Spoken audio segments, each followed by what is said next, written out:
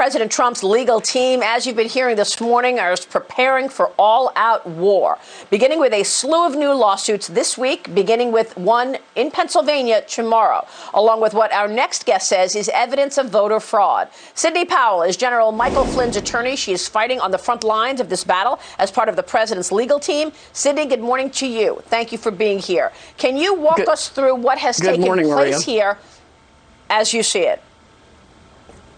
Yes, there has been a massive and coordinated effort to steal this election from we, the people of the United States of America, to delegitimize and destroy votes for Donald Trump, to manufacture votes for Joe Biden. They have done it in every way imaginable, from having dead people vote in massive numbers to absolutely fraudulently creating ballots that exist only voting for Biden. We've identified at least 450,000 ballots in the key states that miraculously only have a mark for Joe Biden on them and no other candidate.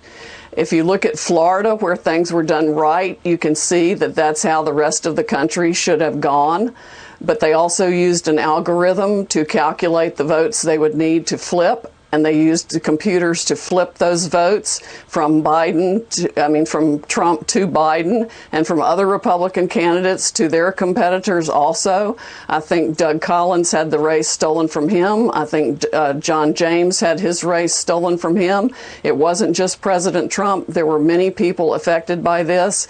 We have got to fight tooth and nail in federal court to expose this abject fraud and the conspiracy behind it, and get a recount and audits in every place it's needed, which is, frankly, most of the country. So there are recounts going on right now. We know that in Georgia, you have a list of numbers of ballots with only Joe Biden on the ticket. You say it's 98,000 ballots in Pennsylvania, 80 to 90,000 in Georgia, another 42,000 in Arizona, 69 to 115,000 in Michigan, and 62,000 in Wisconsin. Sidney, if this is true, this appears systemic. Where is the Department of Justice? Where is the AG Bill Barr? If this is so obvious, then why aren't we seeing massive government investigations? I don't know. We definitely should be. I mean, we're getting reports of all kinds of fraud. We've got getting an affidavit from a postal worker now who talks about having been ordered to backdate ballots. No ballots received after the polls closed on voting day should even be counted. We've got multiple states that didn't even follow the rules of their own legislature. That's a federal constitutional issue. There are at least 3 major federal issues here that will require the Supreme Court to resolve this case. And when the votes are really audited and the real votes are counted, Trump will win. He is the president, and he is in charge of this country. Sidney, I want to ask you about these algorithms and the Dominion software. I understand Nancy Pelosi has an interest in this company. Let's take a break. We'll come back with that.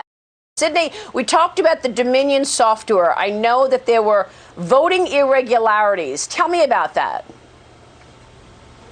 That's to put it mildly. The computer glitches could not and should not have happened at all.